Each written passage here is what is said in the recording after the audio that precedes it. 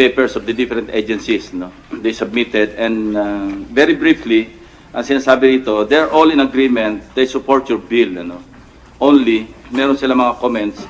Ang common comment dito, hindi masyadong defined yung role, no, ng ibang allied agencies like the PNP, the NBI, BOC, AFP, and so forth and so on. So, without much ado and not to waste too much time, I'll give you the floor so you can articulate yung content ng iyong bill. You have the floor, Senator Soto. Thank you, sir. Thank you, Mr. Chairman. Good morning to everyone. I would like to apologize to the chairman, first of all, because I was not able to attend the first hearing, thinking that I was able to explain the intention or the intent of Senate Bill number 3 during our last meeting. But I forgot that our last meeting was held in Camp Crame and only the PNP were there. But you headed the meeting together with Senator Nasan. I think I was able to explain mostly the intention of Senate Bill number 3. So I failed to explain it fully in the first public order dangerous drugs committee meeting. So I apologize for that. So thank you now for giving me the chance to elaborate more. You can also propound questions. Oh, yes, yes, I will. I hope, but I hope I can have enough time to explain. During that meeting, we agreed that, well, of course, let me say it outright. The Senate Bill number 3 is not written in stone. No, we will be hearing your comments, and we will be able to perhaps make it better, if not the best. No, it is an offshoot of what has transpired in the last 14 years after the Dangerous Drugs Act created the PIDEA, and upgraded the Dangerous Drugs Board. There were pitfalls, there were issues, and I think the SB number 3 intends to cure or to correct some of that, most of that. First, we agreed with Senator Lacson and Senator Nasan and members of the PNP that Senate Bill number 3 will be called the Presidential Drug Enforcement Authority. That was the original proposal in 2001 when originally 1992 when I first proposed this after a successful formula in Quezon City. We will call it the Presidential Drug Enforcement Authority. Now, why SB number 3? The intention of the creation of the PIDEA and the upgrading of the Dangerous Drugs Board in 2002, I think, was misinterpreted and not executed fully to its real intention. We wanted then to we wanted to create a structure, in 2002, that will be able to execute. Sorry, I failed to mention the presence of Governor Bichara, Executive Director ni Governor Bichara. Thank you. All right. Thank you, sir. As I was saying, the structure was created to execute the 4 major concerns or a holistic approach in fighting the war on drugs. And most of you who have been fighting this know that we cannot win this with enforcement alone. It has to be enforcement, prosecution, prevention or preventive education, and rehabilitation. It has to be this 4-way approach. Second ranking would be alternative development, perhaps. But the 4 major concerns were the real intention or the address of the creation of the PIDEA before and the upgrading. Now, what happened was somewhere along the way, PIDEA became an agency of its own. It is supposed to be the enforcement arm of the DDB. But there was a detachment somewhere along the way. Even when I became chairman of the DDB, I noticed that, there was no harmony when the PIDEA was supposed to be the enforcement arm of DDB. Now, DDB has its faults. Why? According to the law, they should meet once a week. At the very least, once a month, but the law says once a week. They never met. They met twice a year. 3 times a year, maximum. The only time they met monthly was when I became chairman, because I insisted. I told the president then that I wanted the department secretaries to attend. Our problem then perhaps was creating a DDB that had 17 departments and represented by the secretaries. It was like a cabinet meeting. Eh, laging walang quorum. Yeah, so you see the problem that we encountered, no? And then the enforcement of PIDEA was not really coordinated with the PNP or the NBI. Somehow it was, but it was not fully coordinated. When the real intention of the creation of PIDEA was like USDA, it will have supervision, but the PNP will be the anti-illegal drug group and perhaps units of the NBI or even the armed forces. Parang yung USDA dito, for so long a time, there were only USDA in the country, but they were effective. Ganun ang ganun yung strategy talaga originally, no? The only time that an elite force of PIDEA should be used is when the area is compromised. Other than that, it should be the PNP for enforcement. Now, the problem also, again, it was misinterpreted because ang prosecution, it was left fully to the DOJ. No coordination whatsoever with the enforcement arms. So what happened? Right now, 74% dismissal of drug cases. Even before that, more than 80% dismissal of drug cases. In the last 6 years, it was the worst. And in the last 6 years, they even removed an executive order by then President Macapagal, which used a circular by Secretary Simeon Datumanong that all drug cases dismissed shall be automatically reviewed by the Office of the President. The circular na ganon at may executive order na ganon, it was removed in the last 6 years. So, lalong lumala yung dismissal ng cases. No? Then, why? It was not coordinated. Pag sinita mo yung mga prosecutor, ano na nangyari? Sasabihin sa akin, sir, yung mga PIDEA nyo, tsaka mga polis nyo, di marunong mag-file ng kaso eh. Di marunong mag-prepare ng kaso. Pag sinita mo PIDEA, sinita mo polis, ano nangyayari? Hindi na kayo marunong mag-file ng kaso. Ang sagot sa akin, hindi sir, yung mga prosecutor nyo, nalalagyan. Nakita nyo yung miscord. Ano? So, that is only 2 of the aspects. What about prevention and preventive education? Right now, I think the PNP is preparing a preventive education campaign. That's good, but that's not their work. Hindi sa kanila dapat yun. Dapat yun sa DepEd eh. Hindi ba? Even the preventive education campaign should be in all schools.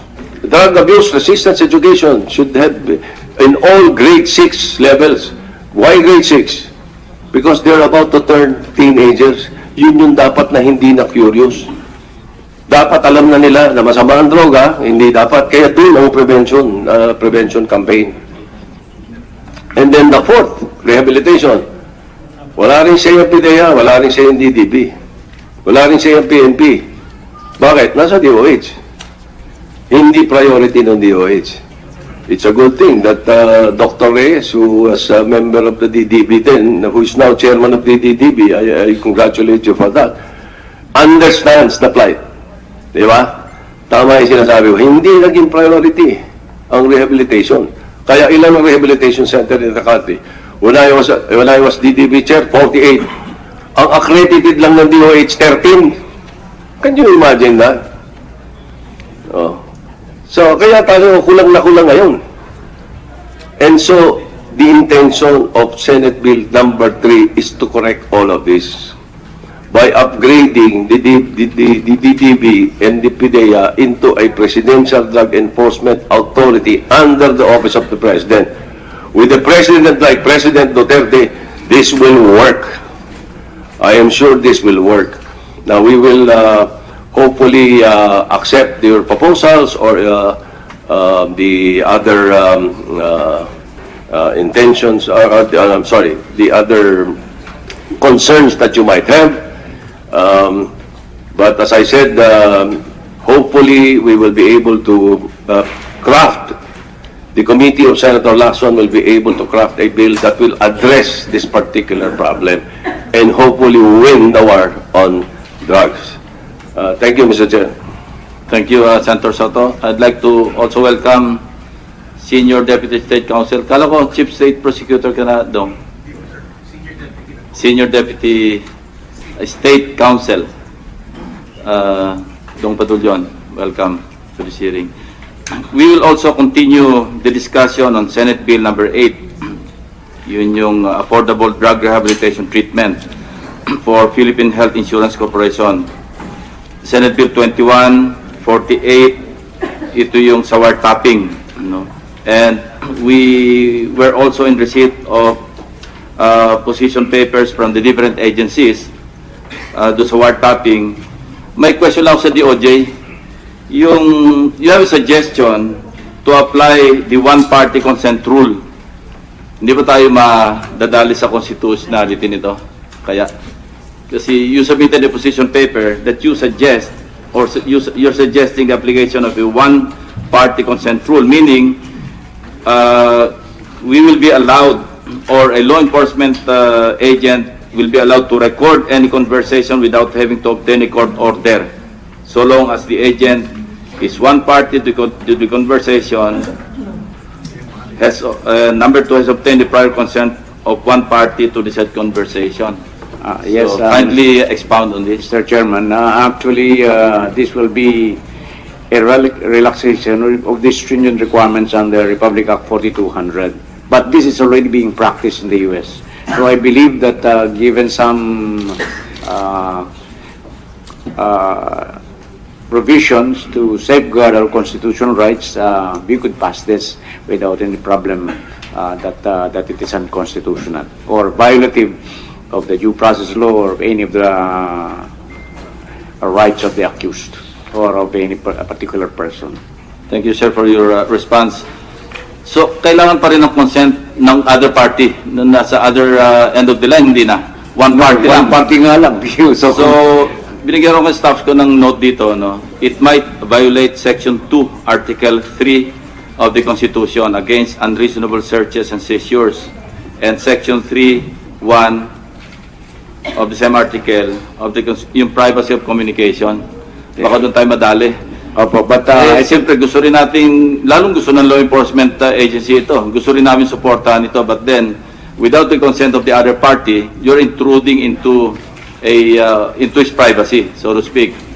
that's right, Mr. Chairman, but there must be really some safeguards that must be placed, which should be approved by the court. Must be approved by the court. Kailangan pa rin ng court order. Yes, Mr. Chairman. Well, if there is a court order, we don't even need the one-party consent rule because after we secure the court order, after we have satisfied all the requirements to secure a court order, hindi na natin kailangan yung one-party consent rule, Mr. Yes, but if there is no court order, the law might require the two-party consent. So in this case, the court's discretion will be limited as long as there's one party giving consent. Thank you, sir. Senator Nasan, you have some questions?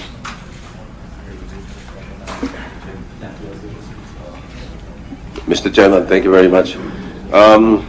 Secretary Aguirre, would you have records of how many drug cases were filed in the last 5 years? Yes, Senator Soto. Would you please inform the committee?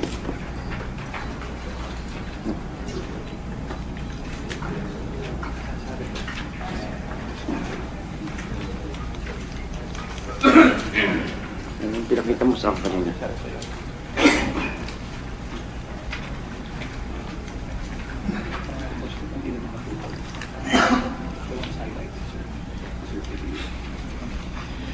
May I read for the record, Mr. Senator? Yes, sir. In 2011, there was a total of 14,015 cases, and we have conviction in court of 707.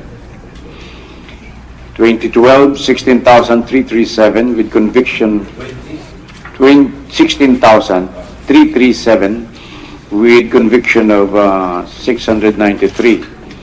2013, 697 cases with conviction of 711. In 2014, there were 31,505 cases with a conviction of 589. In 2015, we have 43,462 cases. 2015, 43,462 with conviction of 782 cases.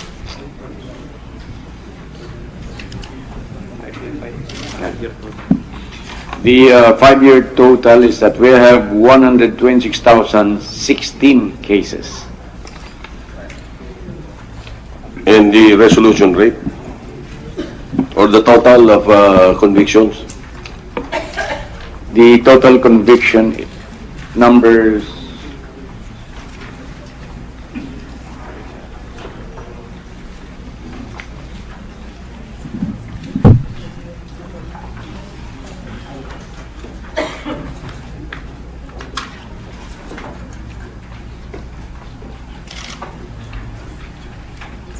Wala pang we 5,000. have only 3,482 convictions, Mr. Senator.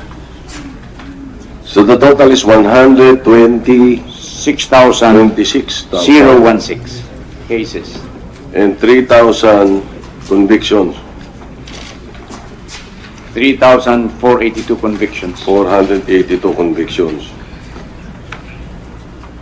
What happened to the 123,000? They left the country? We have a breakdown, Mr. Senator. I think Sige mo, sir, for the record. Prosecutor Padulyon could better answer it.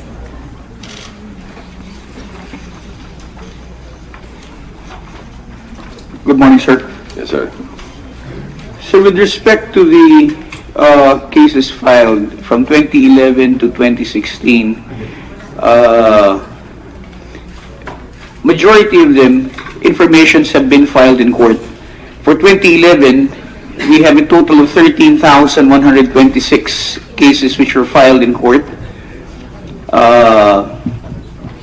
In 2012, the department had about 15,466 informations filed in court. In 2013, there was about 19,261 cases filed in court. In 2014, 30,461 cases filed in court. 2015, 155 cases filed in court. And in 2016, as of August 15, 2016, we had filed 16,123 cases, sir. Thank you, Mr. President. Mr. Chairman, what happened to the circular that I was talking about coming from the time of Secretary Tumanong, that all drug cases should be automatically reviewed by the Office of the President?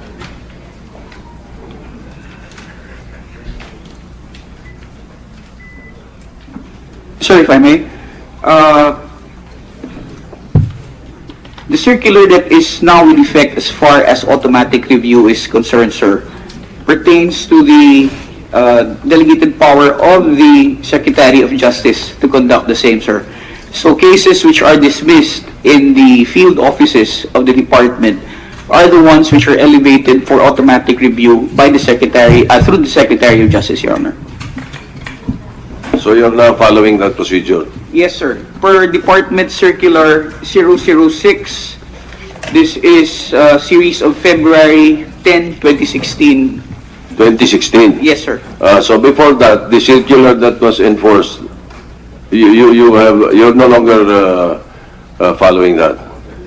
No, sir. As far as I can remember, sir, because I have just been appointed recently as a task force chair of the anti-illegal drugs cases for automatic review were always with the office of the secretary, even up to the time, during the time of then Secretary Raul Gonzalez, sir. Sir, automatic review of cases dismissed in the field offices were reviewed and filed with the Department of Justice to the Secretary of Justice, sir. May I interject, Your Honor? Would you know kung kailan na bigyan ng parol si Odicta? Under whose watch?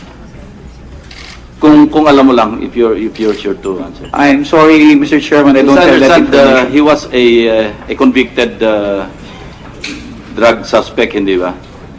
And we just learned that he was out of Muntinlupa, so he must be pardoned or given parole. And kung alam mo lang, Attorney. I'm sorry, Mr. Chairman, I don't have that information right now, but I can try to secure that for you, sir. Please secure the information.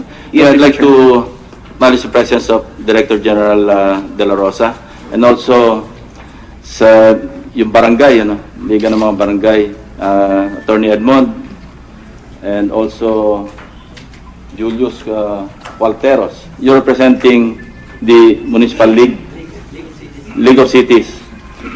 So, I'd like to take advantage of your presence, pati si General De La Rosa, para isama na sa agenda itong two bills that I filed. One is Senate Bill 971. With your permission, Your Honor.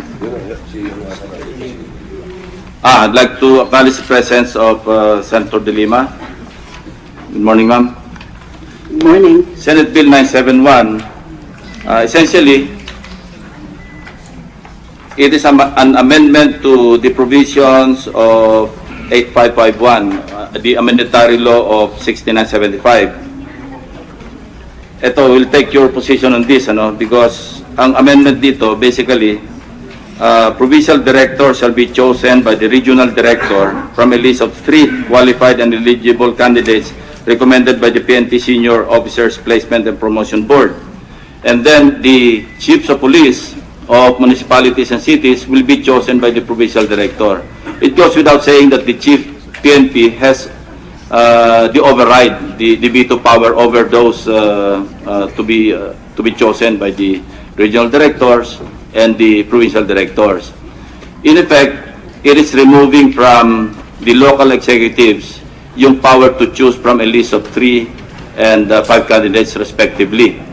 I'm sure there will be some violent reactions from the local executives present, but this is a bill that I filed kasi lagi nagkakaroon ng animosity, hindi ba? And the PNP has always a way of going around this provision by just appointing OICs. Hindi ba? Ganun ang nangyayari. But this is not to remove your operational control, because after all, you are the chief executives of the provinces and the cities and municipalities. So nandun pa rin yung the power to employ and deploy. Ang inalis lang natin dito, yung the PNP will have to go through the exercise of submitting to you, to the local executives concerned, a list of 3 and 5 recommendees, para ma-facilitate yung performance nila, yung law enforcement duties nila.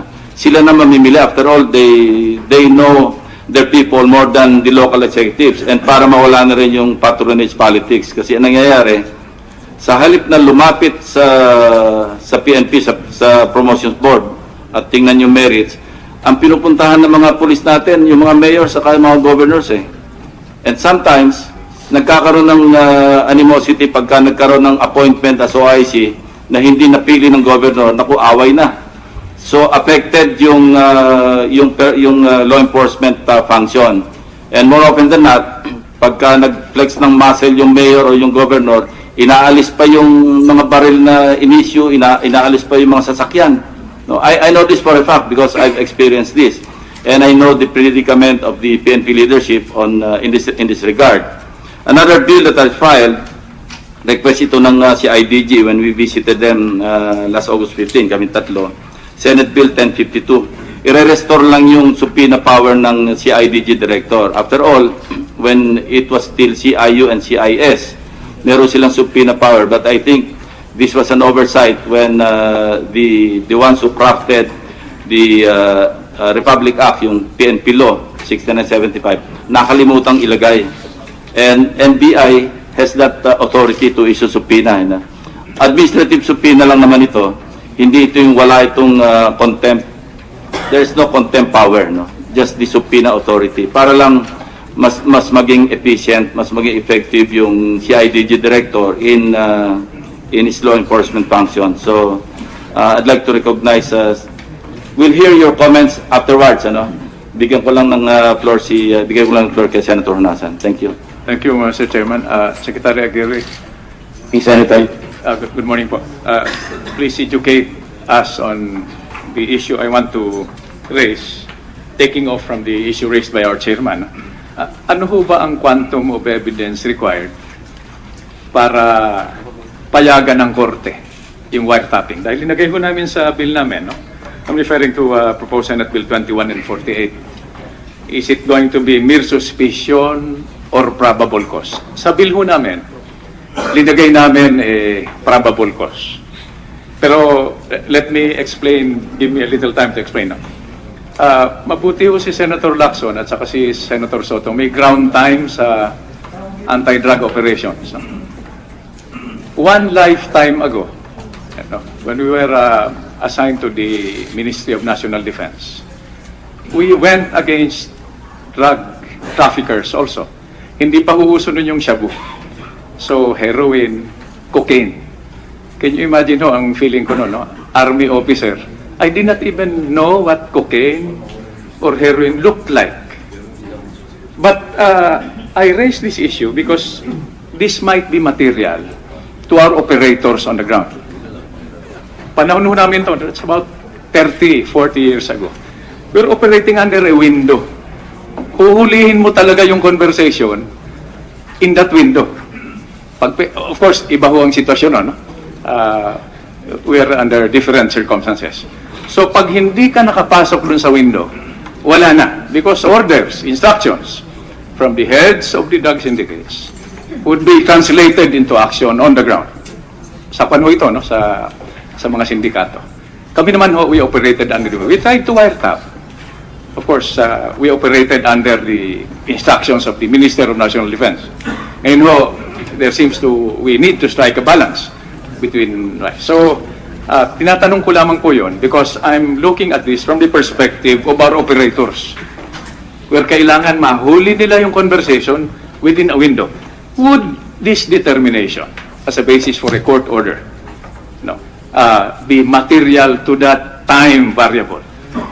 Would it matter if mere suspicion or importante yung probable cause para mahuli talaga natin yung conversation? May I first go on the quantum of evidence necessary in some other cases? Opo.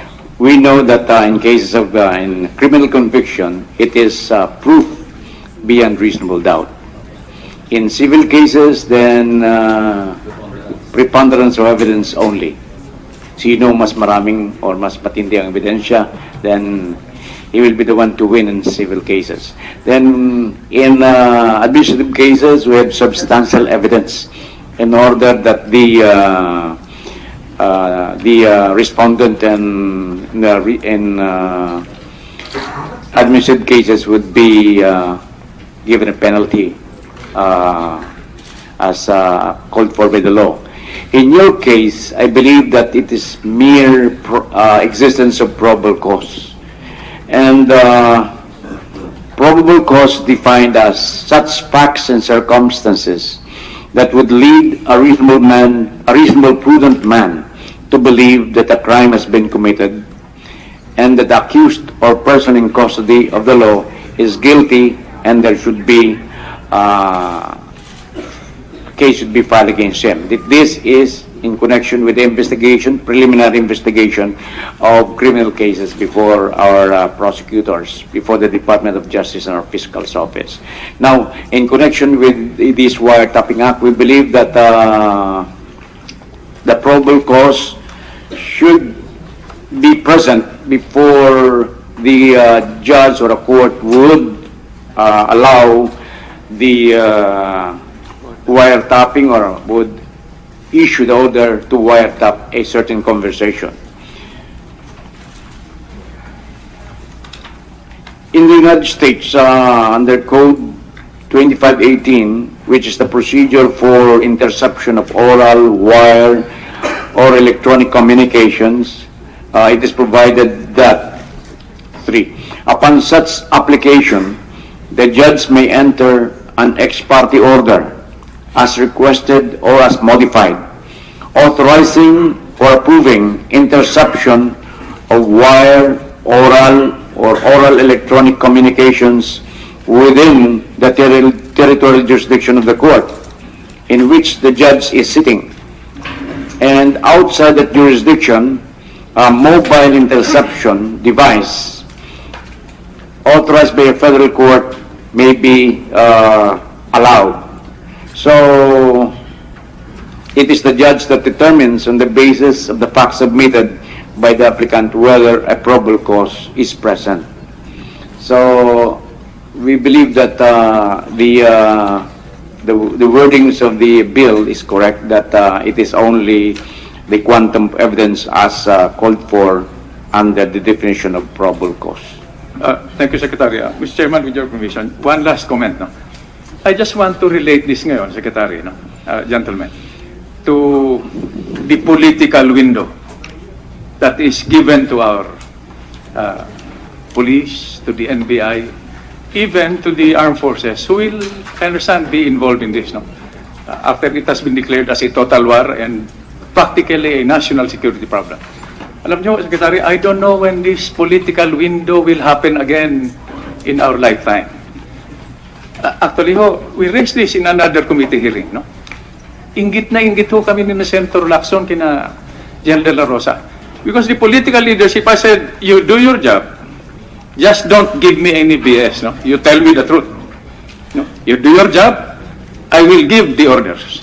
And I will assume responsibility for the orders that I give you. That's why I ask Director General De La Rosa, may inutos ba sa inyong illegal or unconstitutional or yung, alam mo ho, yung to an operator, 1 second of hesitation is life and death. Pag medyo nag-hesitate ka o may duda ka dun sa sanity or the morality or the legality of the order, patay ho kayo. Senator Lacson and I, when we were in the armed forces, operated under that advantage. When we were given an order, alam nyo, Secretary, it was almost linear. Yun ang mission, yun ang harapan. Diretso, we never look back. Ngayon ho, we have that window. And I'm happy that General De La Rosa, no? I'm not doing this to, hindi naman ako nagpapalakas kay Bato, no? I'm happy that they recognize the fact that their job is to implement policy, not to explain policy. That is the job of the political leadership, the one giving the order.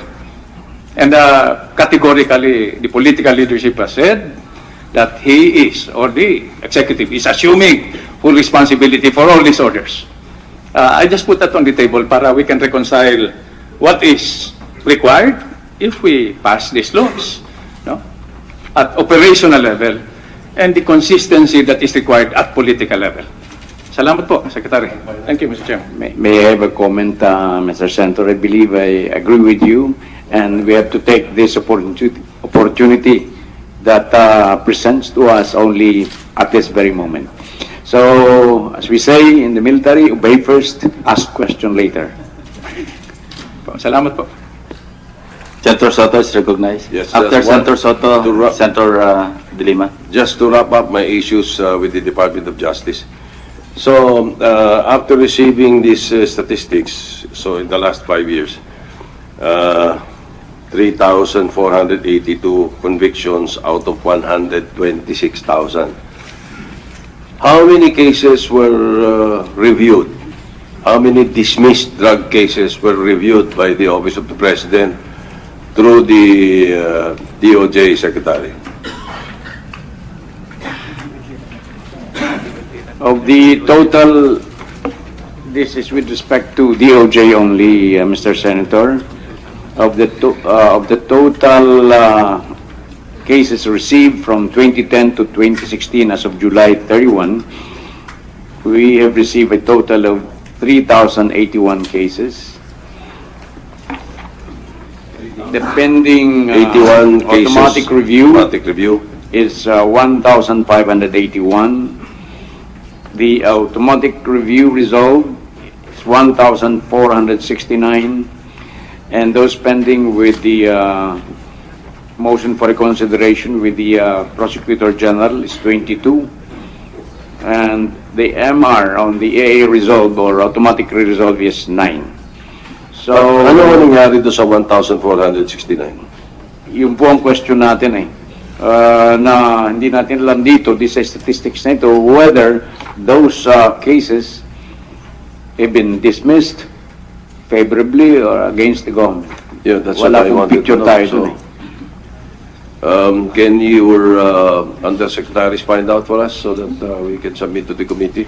Yes, Your Ano Honor. nangyari dito sa 1,469 na ni-review? Yes, Mr. Senator, we will submit the breakdown of the cases, how they were resolved. All right, thank you very much. Thank you, Your Honor. Before I recognize Senator De Lima, bago lang iwanan yung wiretapping issue, yung PIDEA has, ang position nyo is mere suspicion, hindi ba? And I see your point because pagka probable cause nga naman, arestuhin na nila. They don't need a court order because once they have established probable cause, they'll just arrest the perpetrators or the offenders. Kaya ang position lies a mere suspicion, pwede nang gawing basis to apply for a court order to wiretap communications. So, what's your comment, Secretary? Mr. Senator, yung po kasing sinasabi ng probable cause, it is the amount of evidence to be submitted to the judge.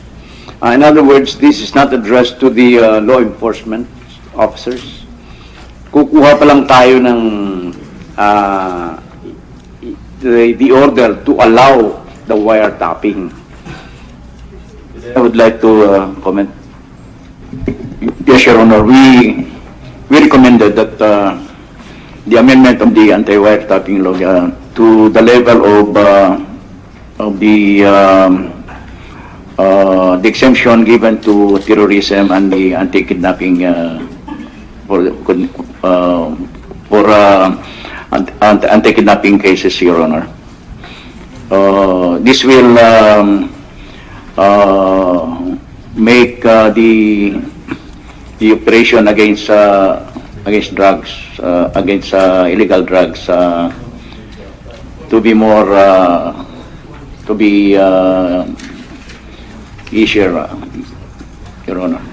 Well, instead of suspicion, maybe we can use the term reasonable ground to believe, no?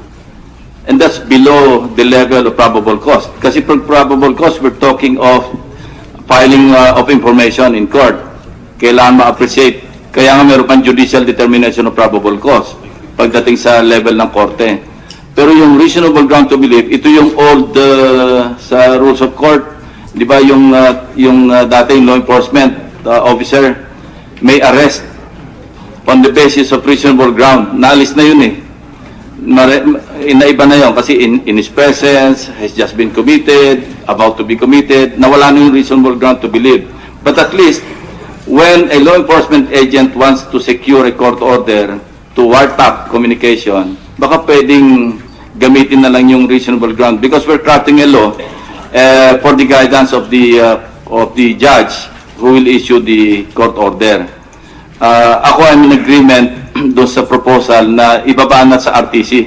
Kasi kung Court of Appeals, naisip ko lang kasi when I crafted the bill, sinunod namin sa Human Security Act or sa money laundering na kailangan Court of Appeals, but it's going to be a more difficult task to approach Court of Appeals divisions for that matter, no? Opo, the problem there is that if we limit it to the RTCs, it will have limited territorial jurisdiction. So if the persons to be tapped, especially under our laws, which requires the, if there is consent required of both parties, one may be outside the jurisdiction of the RTC, then perhaps we could create a special RTCs which will have jurisdiction over the whole Philippines, just like the issuance of, not necessarily special, we just empower some RTCs, just like in search warrants, where QC, the RTCs of Manila and Quezon City could issue search warrants that would be effective even outside the National Capital Region. Yung ex parte is a no-brainer, ano? Kasi pagka naman nag-hearing pa yan bago ma-issue yung court order, hindi na magsasalita sa telepono yung kausap mo. So it's a no-brainer, wala tayong issue doon. Ang issue lang dito, ano yung level ng, anong ground ang kailangan natin for the judge to be authorized under the law or under the amendment to issue a court order. Is it mere suspicion, reasonable ground to believe, probable cause, or kung anumang level?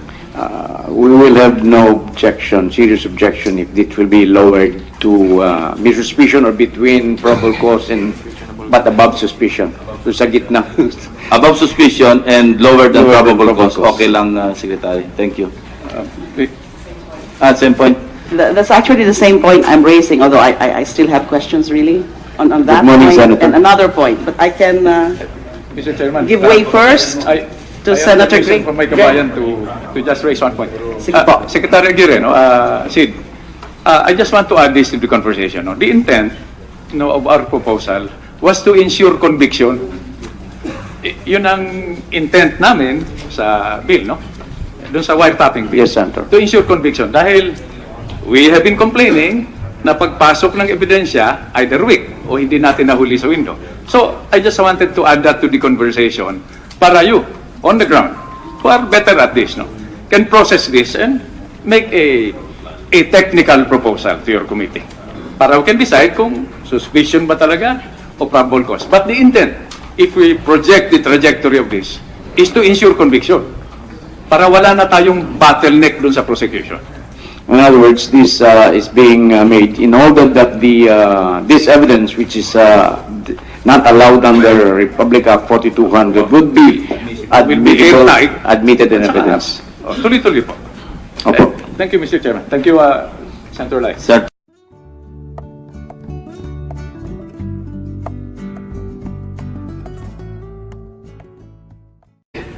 No coordination whatsoever with the enforcement arms. So what happened? Right now, 74% dismissal of drug cases. Even before that, more than 80% dismissal of drug cases. In the last 6 years, it was the worst. And in the last 6 years, they even removed an executive order by then President Macapagal, which used a circular by Secretary Simeon Datumanong that all drug cases dismissed shall be automatically reviewed by the Office of the President. The circular na ganun at may executive order na ganun, it was removed in the last 6 years. So, lalong lumala yung dismissal ng cases. No? Then, why? It was not coordinated. Pag sinita mo yung mga prosecutor, ano na nangyari? Sasabihin sa akin, sir, yung mga PDEA nyo, tsaka mga polis nyo, di marunong mag-file ng kaso eh. Di marunong mag-prepare ng kaso. Pag sinita mo PDEA, sinita mo polis, ano nangyayari? Di na kayo marunong mag-file ng kaso. Ang sagot sa akin, hindi sir, yung mga prosecutor nyo, nalalagyan. Nakita nyo yung miscalled. Ano? So, that is only two of the aspects. what about prevention and preventive education? Right now, I think the PNP is preparing a preventive education campaign. That's good, but that's not their work. Hindi sa kanila dapat yun, dapat yun sa DepEd eh. Hindi ba? Oh, even the preventive education campaign should be in all schools. Drug abuse resistance education should have in all grade 6 levels. Why grade 6? Because they're about to turn teenagers. Yun yung dapat na hindi na curious. Dapat alam na nila na masama ang droga, hindi dapat. Kaya doon ang prevention campaign. And then the fourth, rehabilitation. Wala rin siya yung PDEA, wala rin siya yung DDB. Wala rin siya yung PNP. Bakit? Nasa DOH. Hindi priority ng DOH. It's a good thing that Dr. Reyes, who was a member of the DDB then, who is now chairman of the DDB, I congratulate you for that, understands the plight. Di ba? Tama yung sinasabi ko. Hindi naging priority ang rehabilitation. Kaya ilan ang rehabilitation center in the country? When I was DDB chair, 48. Ang accredited lang ng DOH, 13. Can you imagine that? Oh. So, kaya tayo kulang na kulang ngayon. And so, the intention of Senate Bill number 3 is to correct all of this by upgrading the DDB and the PDEA into a Presidential Drug Enforcement Authority under the Office of the President. With the President like President Duterte, this will work. I am sure this will work. Now, we will hopefully accept your proposals or the other intentions, I'm sorry, the other concerns that you might have. But as I said, hopefully we will be able to craft, the committee of Senator Lacson will be able to craft a bill that will address this particular problem and hopefully win the war on drugs. Thank you, Mr. Chair. Thank you, Senator Soto. I'd like to also welcome Senior Deputy State Counsel. Kala ko, Chief State Prosecutor ka na, Dong. Senior Deputy State Counsel. Dong Padulyon, welcome to this hearing. We will also continue the discussion on Senate Bill number 8. Yun yung Affordable Drug Rehabilitation Treatment for Philippine Health Insurance Corporation. Senate Bill 2148, ito yung sa wiretapping. No? And we were also in receipt of position papers from the different agencies do sa wiretapping. May question lang sa DOJ. You have a suggestion to apply the one-party consent rule. Hindi ba tayo madadali sa constitutionality nito? Kaya, kasi you submitted a position paper that you suggest, or you're suggesting the application of a one-party consent rule, meaning we will be allowed, or a law enforcement agent will be allowed to record any conversation without having to obtain a court order, so long as the agent is one party to the conversation, has number 2 has obtained the prior consent of one party to the said conversation. Yes, so kindly expound on this. Mr. Chairman, actually, this will be a relaxation of the stringent requirements under Republic Act 4200. But this is already being practiced in the U.S. So I believe that given some provisions to safeguard our constitutional rights, we could pass this without any problem that it is unconstitutional or violative of the due process law or of any of the rights of the accused or of any particular person. Thank you, sir, for your response. So, kailangan pa rin ng consent ng other party na nasa other end of the line, hindi na. One party lang. One party nga lang. So binigyan ko ng staff ko ng note dito, no? It might violate Section 2, Article 3 of the Constitution against unreasonable searches and seizures, and Section 3(1) of the same article of the yung privacy of communication. Baka doon tayo madali. Opo, but siyempre gusto rin natin, lalong gusto ng law enforcement agency ito. Gusto rin namin suportahan ito, but then without the consent of the other party, you're intruding into into his privacy, so to speak. That's right, Mr. Chairman, but there must be really some safeguards that must be placed, which should be approved by the court, since must be approved by the court. Since Kailangan pa rin ng court order. yes, Mr. Chairman. Well, if there is a court order, we don't even need the one-party consent rule because after we secure the court order, after we have satisfied all the requirements to secure a court order, hindi na natin kailangan yung one-party consent rule, Mr. Yes, Secretary. but if there is no court order, the law might require the two-party consent. So in this case, the courts Papers of the different agencies, no, they submitted, and very briefly, ang sinasabi rito, they're all in agreement, they support your bill, ano. Only, meron sila mga comments. Ang common comment dito, hindi masyadong defined yung role, no, ng ibang allied agencies like the PNP, the NBI, BOC, AFP, and so forth and so on. So, without much ado and not to waste too much time, I'll give you the floor so you can articulate yung content ng iyong bill. You have the floor, Senator Soto. Thank you, sir. Thank you, Mr. Chairman. Good morning to everyone.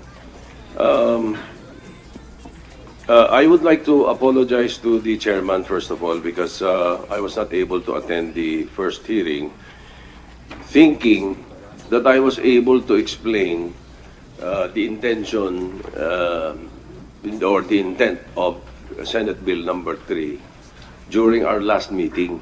But I forgot that our last meeting was held in Camp Crame and only the PNP were there. But you headed the meeting together with Senator Nasan. I think I was able to explain mostly the intention of Senate Bill number 3. So I failed to explain it fully in the first public order dangerous drugs committee meeting. So I apologize for that. So thank you now for giving me the chance to elaborate more. You can also propound questions. Oh, yes, Your yes, Honor. I will. I hope, but I hope I can have enough time to explain.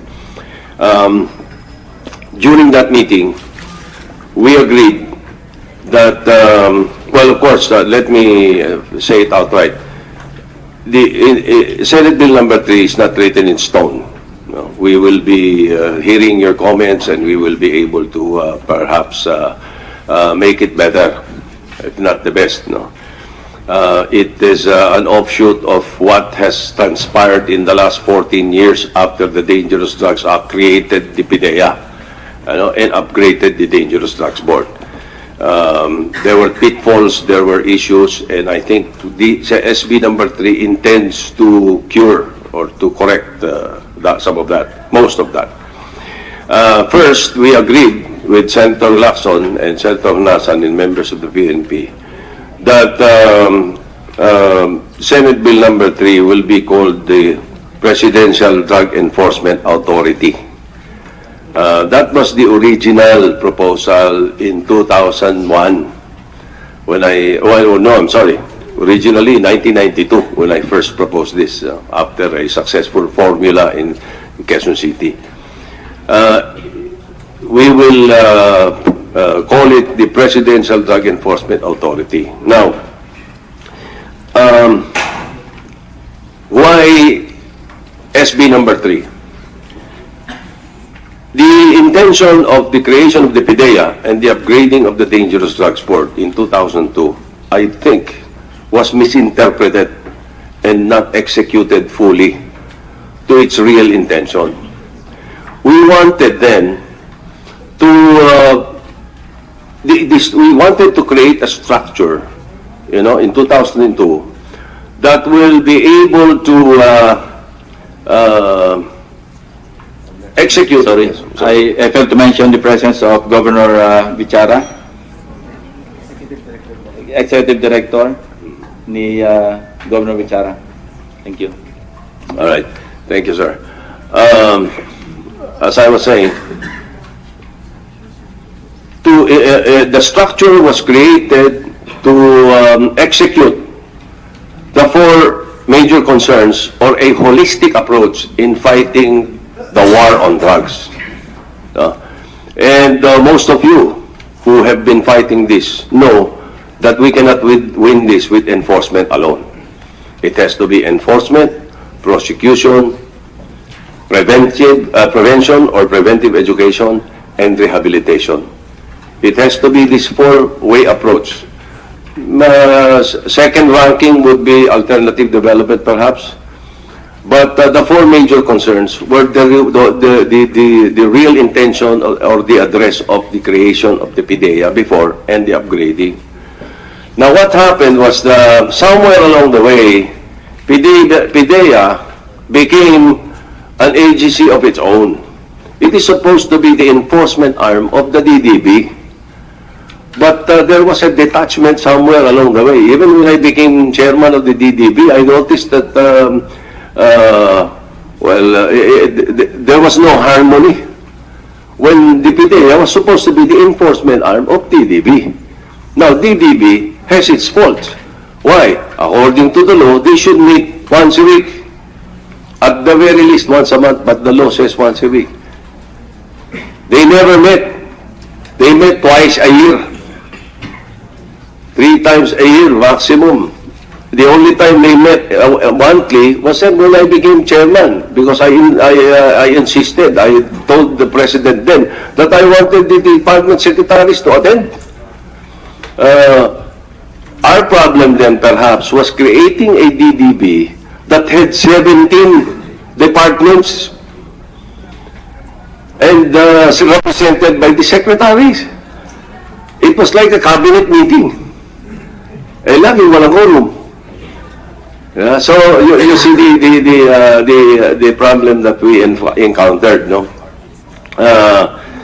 And then the enforcement of PIDEA was not really coordinated with the PNP or the NBI. Somehow it was, but it was not fully coordinated. When the real intention of the creation of PIDEA was like USDA. It will have supervision, but the PNP will be the anti-illegal drug group and perhaps units of the NBI or even the armed forces. Parang yung USDA dito, for so long a time, there were only USDA in the country, but they were effective. Ganun ang ganun yung strategy talaga originally, no? The only time that an elite force of PIDEA should be used is when the area is compromised. Other than that, it should be the PNP for enforcement. Now, the problem also, again, it was misinterpreted because ang prosecution, it was left fully to the DOJ. Julius Walteros, you're representing the Municipal League of Cities. So, I'd like to take advantage of your presence, pati si General De La Rosa, para isama na sa agenda itong 2 bills that I filed. One is Senate Bill 971. With your permission, Your Honor. I'd like to acknowledge the presence of Senator De Lima. Good morning, ma'am. Good morning. Senate Bill 971, essentially, it is an amendment to the provisions of 8551, the amendatory law of 6975. Ito, will take your position on this, because ang amendment dito, basically, provincial director shall be chosen by the regional director from a list of 3 qualified and eligible candidates recommended by the PNP Senior Officers Placement and Promotion Board. And then the chiefs of police of municipalities and cities will be chosen by the provincial director. It goes without saying that the chief PNP has the override, the veto power over those to be chosen by the regional directors and the provincial directors. In effect, it is removing from the local executives yung power to choose from a list of 3 and 5 candidates respectively. I'm sure there will be some violent reactions from the local executives present, but this is a bill that I filed kasi lagi nagkakaroon ng animosity, hindi ba? And the PNP has always a way of going around this provision by just appointing OICs. Di ba? Ganun ang nangyayari.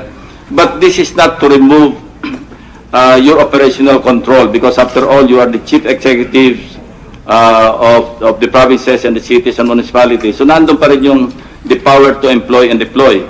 Ang inalis lang natin dito, yung the PNP will have to go through the exercise of submitting to you, to the local executives concerned, a list of 3 and 5 recommendees, no? Para ma-facilitate yung performance nila, yung law enforcement duties nila. Sila na mamimili. After all, they know their people more than the local executives, and para mawala na rin yung patronage politics. Kasi ang nangyayari, sa halip na lumapit sa PNP, sa Promotions Board, at tingnan yung merits, ang pinupuntahan ng mga pulis natin, yung mga mayor sa mga governors eh. And sometimes, nagkakaroon ng animosity pagka nagkaroon ng appointment as OIC na hindi napili ng governor, naku, away na. So affected yung law enforcement function. And more often than not, pagka nag-flex ng muscle yung mayor o yung governor, inaalis pa yung mga baril na in-issue, inaalis pa yung mga sasakyan. No, I know this for a fact because I've experienced this. And I know the predicament of the PNP leadership in this regard. Another bill that I filed, request ito ng CIDG when we visited them last August 15, kami tatlo, Senate Bill 1052. I-restore lang yung subpoena power ng CIDG director. After all, when it was still CIU and CIS, meron silang subpoena power. But I think this was an oversight when the ones who crafted the Republic Act, yung PNP Law 6975, nakalimutang ilagay. And NBI has that authority to issue subpoena. Administrative subpoena lang naman ito. Hindi ito yung wala itong contempt. There is no contempt power, no? Just the subpoena authority. Para lang mas maging efficient, mas maging effective yung CIDG director in his law enforcement function. So I'd like to recognize. We'll hear your comments afterwards.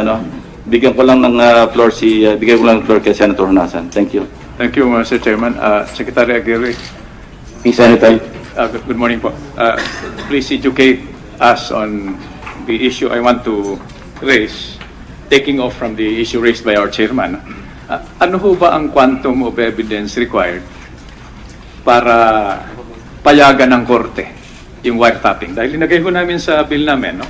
I'm referring to proposed Senate Bill 21 and 48. Is it going to be mere suspicion or probable cause? Sa bill ho namin, linagay namin probable cause. Pero let me explain, give me a little time to explain. No? Mabuti ho si Senator Lacson at saka si Senator Soto, may ground time sa anti-drug operations. No? One lifetime ago, when we were assigned to the Ministry of National Defense, we went against drug traffickers also. Hindi pa uuso nun yung shabu. So, heroin, cocaine. Can you imagine ang feeling ko no? Army officer. I did not even know what cocaine or heroin looked like. But I raised this issue because this might be material to our operators on the ground. Panahon ho namin to, that's about 30, 40 years ago. We're operating under a window. Huhulihin mo talaga yung conversation in that window. Of course, iba ho ang sitwasyon, no? We're under different circumstances. So, pag hindi ka nakapasok dun sa window, wala na. Because orders, instructions from the heads of the drug syndicates would be translated into action on the ground. Sa panahon ito, no? Sa mga sindikato. Kami naman ho, we operated under we tried to wiretap. Of course, we operated under the instructions of the Minister of National Defense. And ho, we need to strike a balance between, so, tinatanong ko lamang po yun because I'm looking at this from the perspective of our operators. Where kailangan mahuli nila yung conversation within a window. Would this determination as a basis for a court order be material to that time variable? Would it matter if mere suspicion or importante yung probable cause para mahuli talaga natin yung conversation? May I first go on the quantum of evidence necessary in some other cases? Opo. We know that in cases of in criminal conviction, it is proof beyond reasonable doubt. In civil cases, then preponderance of evidence only. Sino mas maraming or mas matindi ang ebidensya, then he will be the one to win in civil cases. Then in administrative cases, we have discretion will be limited as long as there's one party giving consent. Thank you, sir. Senator Nasan, you have some questions?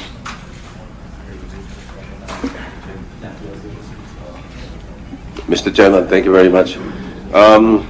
Secretary Aguirre, would you have records of how many drug cases were filed in the last 5 years? Yes, Senator Soto. Would you please inform the committee?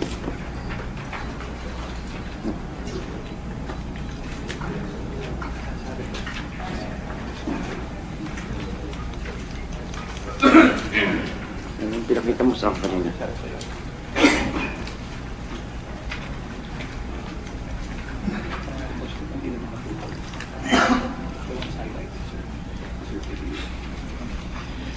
May I read for the record, Mr. Senator? Yes, sir.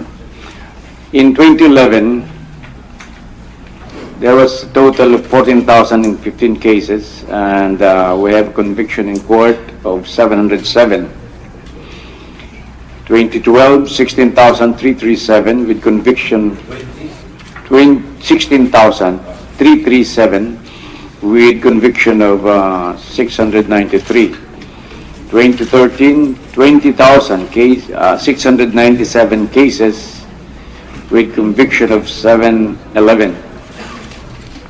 In 2014, there were 31,505 cases with a conviction of 589. In 2015, we have 43,462 cases. 2015, 43,462 with conviction of 782 cases.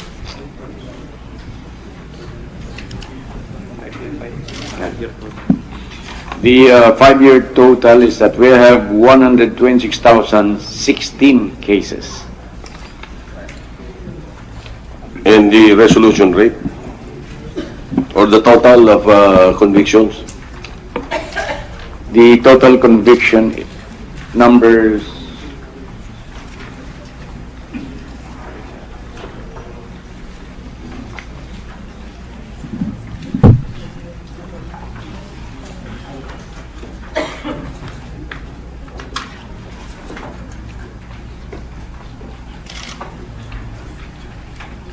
Wala pang we have 5,000. only 3,482 convictions, Mr. Senator. So the total is 126,000 6,016 cases. and 3,000 convictions, 3,482 convictions. 482 convictions. What happened to the 123,000? They left the country? We have a breakdown, Mr. Senator. I think Sige mo, sir, for the record. Prosecutor Padulyon could better answer it.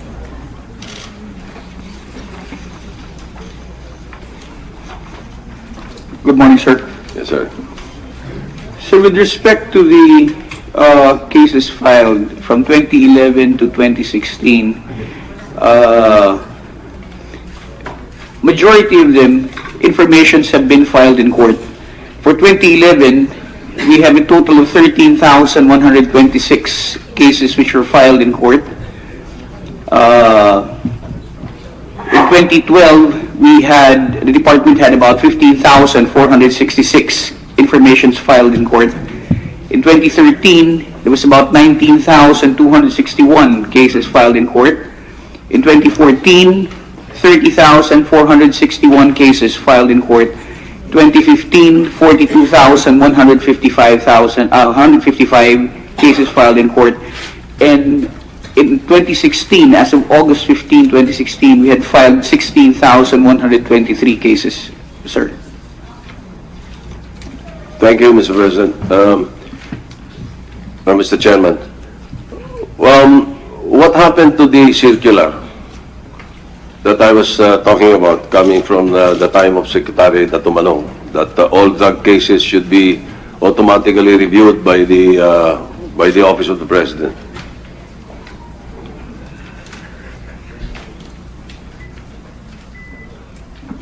Sir, if I may, the circular that is now in effect as far as automatic review is concerned, sir, pertains to the delegated power of the Secretary of Justice to conduct the same, sir. So cases which are dismissed in the field offices of the department are the ones which are elevated for automatic review by the Secretary, through the Secretary of Justice, Your Honor. So you're now following that procedure? Yes, sir. Per Department Circular 006, this is a series of February 10, 2016. 2016? Yes, sir. So before that, the circular that was enforced, you're no longer following that? No, sir. As far as I can remember, sir, because I have just been appointed recently as a task force chair of the anti-illegal drugs cases for automatic review were always with the Office of the Secretary, even up to the time, during the time of then Secretary Raul Gonzalez, sir. Sir, automatic review of cases dismissed in the field offices were reviewed and filed with the Department of Justice to the Secretary of Justice, sir. May I interject, Your Honor? Would you know kung kailan na bigyan ng parol si Odicta? Under whose watch?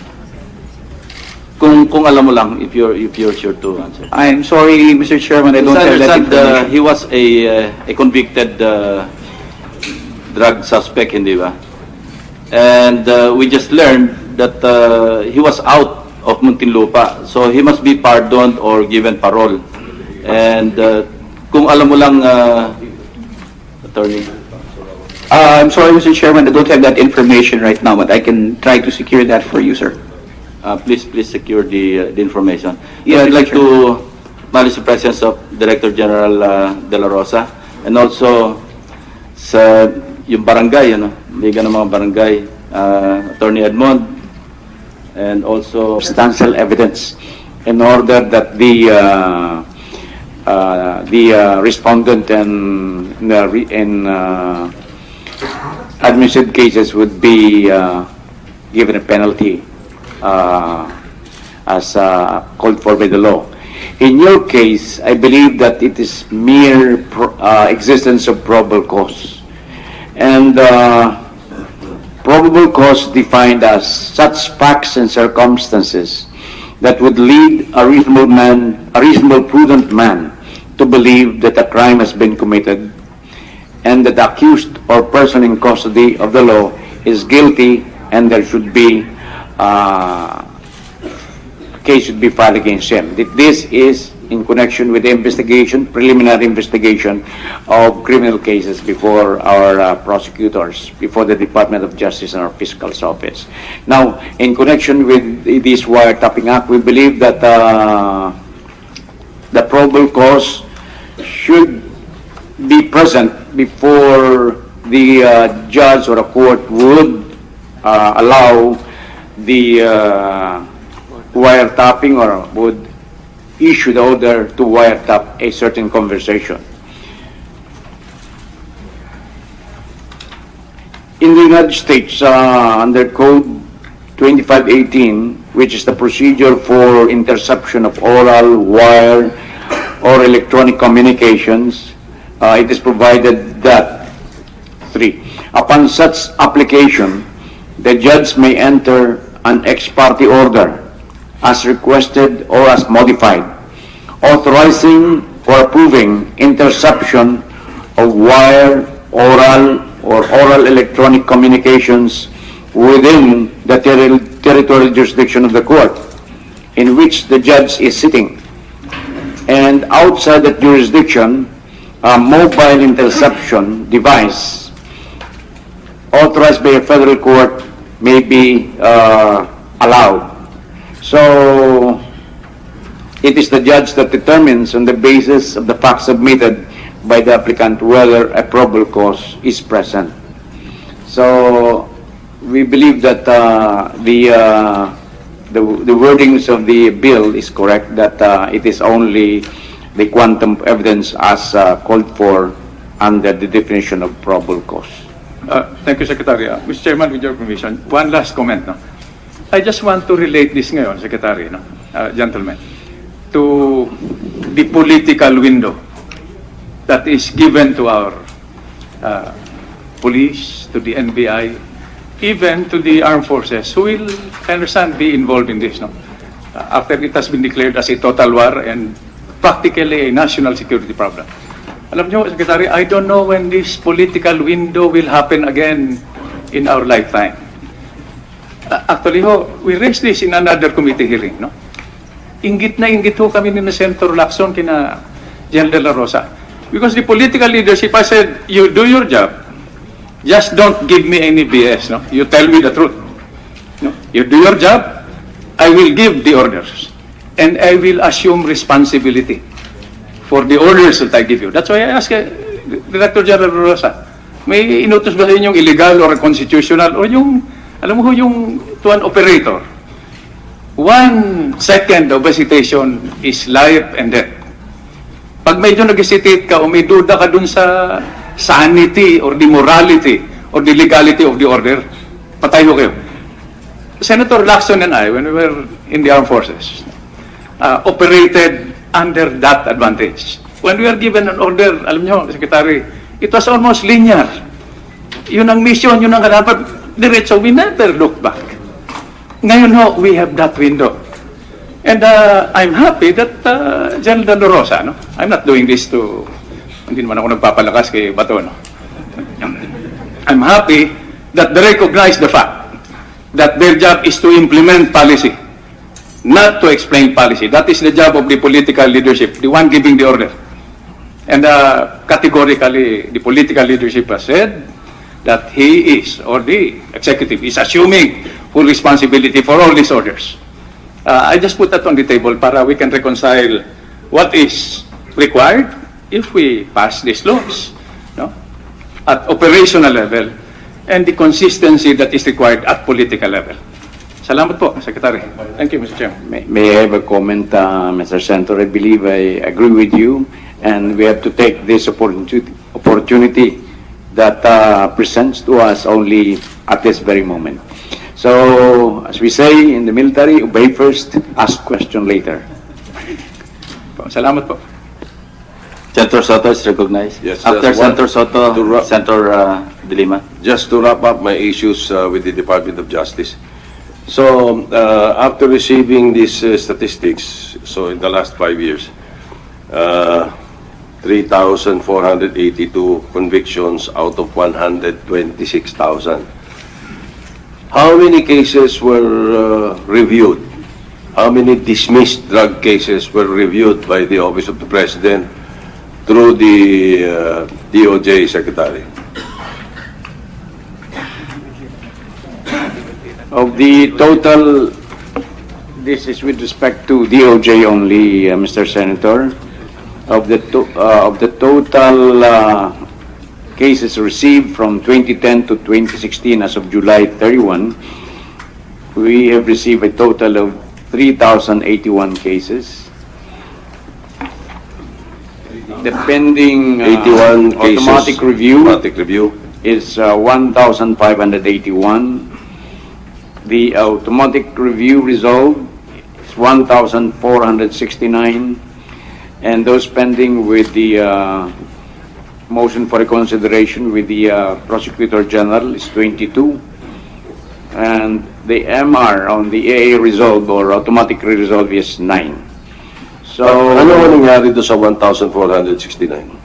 yun po ang question natin na hindi natin alam dito, these statistics na ito, whether those cases have been dismissed favorably or against the government. Yeah, that's Wala what I pong wanted picture to know. tayo So, dun Can your undersecretaries find out for us so that we can submit to the committee? Yes, Your Ano Honor. nangyari dito sa 1,469 na nireview?